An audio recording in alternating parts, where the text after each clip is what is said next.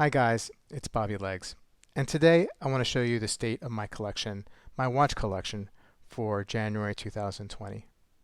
You know, back in October when I started the channel, I kicked off with a state of the collection video. Now, I knew that there were going to be some changes coming to my collection, but I didn't want to delay the start of my channel, so I went ahead with it. And now I'm doing another state of the collection video, but I don't want it to seem like I'm double dipping on videos so quickly. So here are the couple reasons why I'm doing this video before I start. Again, I knew that there were some watches that were going to come in and some that were going to leave. So I wanted to redo the state of collection when those changes were finalized. Two, my collection since starting the channel has been in flux. I've bought and flipped for review purposes. I've borrowed and lent out for review purposes. So the collection is really changing a lot lately. So I feel like it's a little bit different from the collection that I showed you back in October. And third, it's just easier to remember to do a state of the watch collection at the beginning of every year. So instead of doing it in October of every year, I'll be doing it in January of every year from now on. So let's get started. Quick note or question now for the community. Do you guys arrange your watches in your watch boxes in a certain way? I tend to start from the smallest case diameter and move forward. I've seen other people with boxes that just have divers per se, or other sports watches, or dress watches. Or do you arrange your watches by brands or by chronological order to which you purchased them? Please leave a comment below because I think about this probably way too much than I should. But anyway, lately I've been enjoying putting them in case diameter order, starting from the smallest to the largest. So I'll start first with this. Actually, let me start first with this Casio G-Shock, the DW5600 E. This is what I'm wearing right now, of course.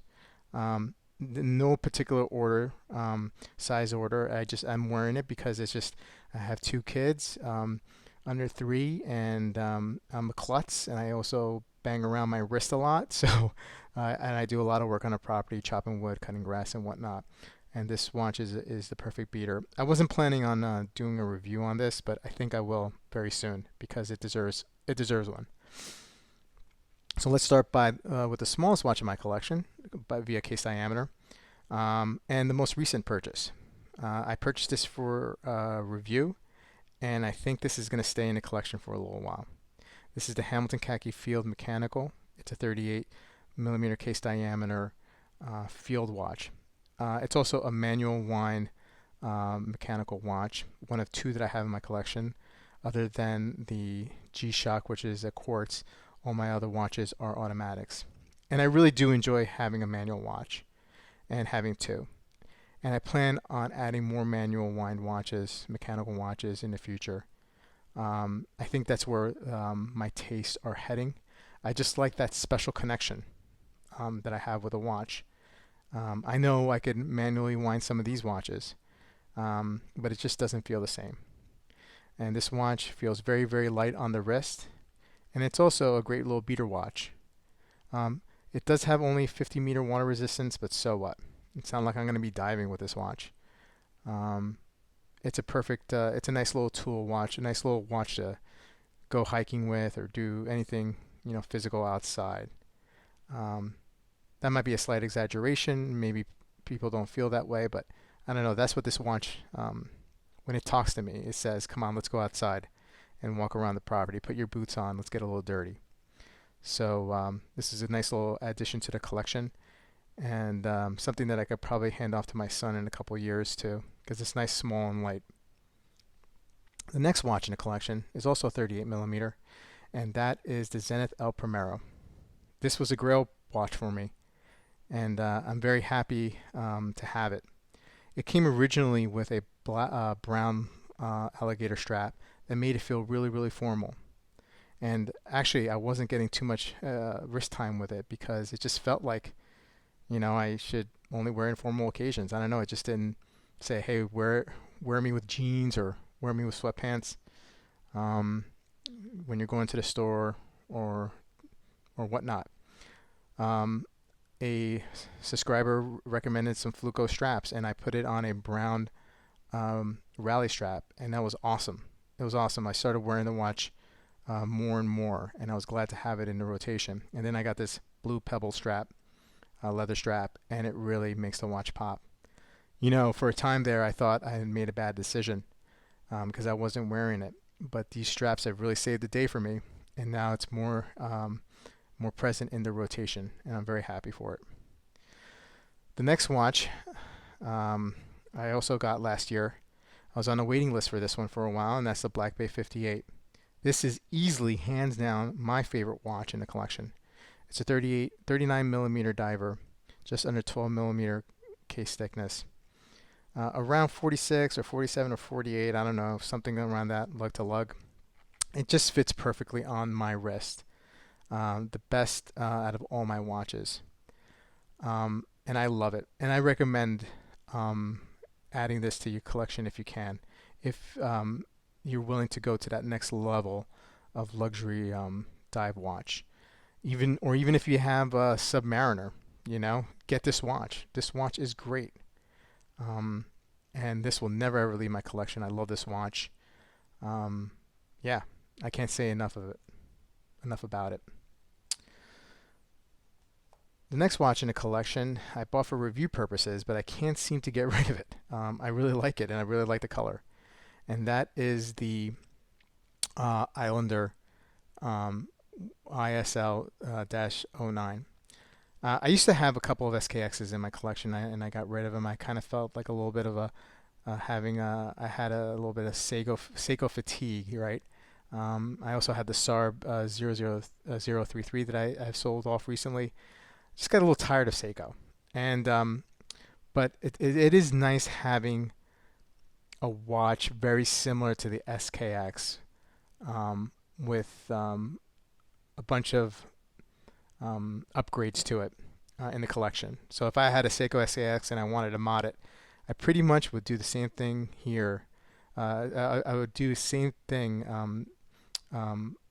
same mods that I do have right here in front of me with this ISL-09. You know, I would have added the sapphire crystal. I probably would have put a ceramic bezel, but you know, this sapphire bezel is great. I would have upgraded the movement, which you have here.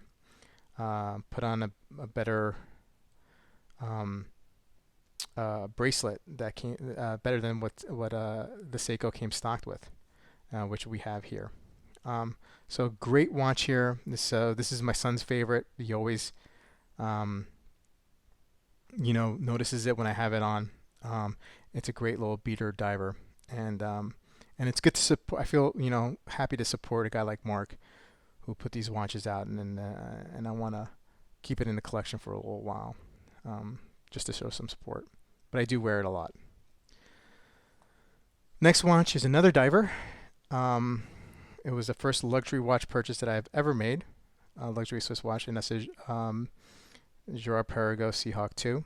I've had this watch now for over about 14 years, almost 14 years, and it's in great condition. I had a service recently, which cost an arm and a leg, but it needed it. It hadn't been serviced before, and this is a great watch. And I speak about it more and the history of it, my history with it, in that original state of the collection. And finally, I have a Panerai Luminor that I bought from a watchmaking buddy, a friend of mine. This is also a great watch, a manual wind watch. I guess technically it's a diver, and I guess my collection is diver heavy. I'm not necessarily a dive watch guy, but I guess maybe I am. Anyway, like I said, this is a manual wind diver here. It was almost like I treated this almost like a field watch before I got the Hamilton.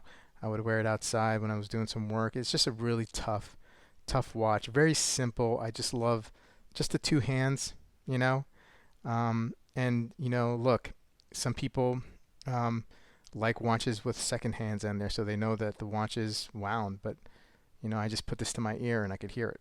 If it's wound, I can hear the ticking, the beating. So it's a great watch. Um, yeah, durable, tough, hasn't been serviced at all.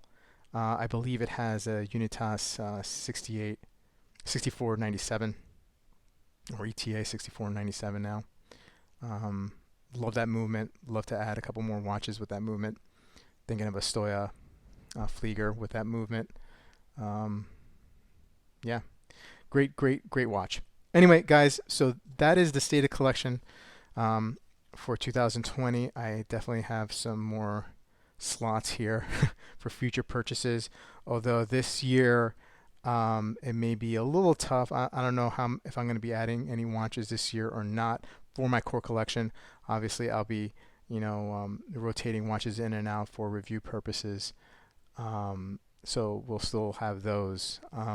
But I still have my eye on the Zen 856 UTC, which I used to have. Down the road, I'm thinking Rolex Datejust 36, maybe for my 50th, which is only a couple years away. 3 years away, 3.5 years away. Man, I can't believe time flies.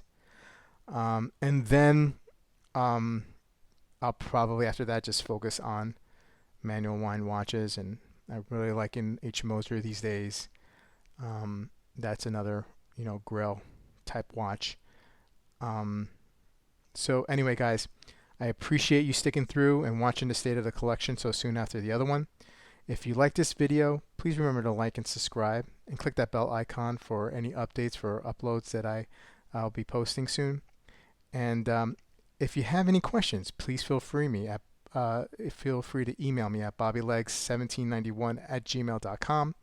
If you have any watches that you would like to lend in for me for the review, I really would appreciate that. You can also send me an email regarding that, or any other questions, or any topics that you want me to discuss down the road. Anyway, guys, have a great day, and I'll see you guys soon.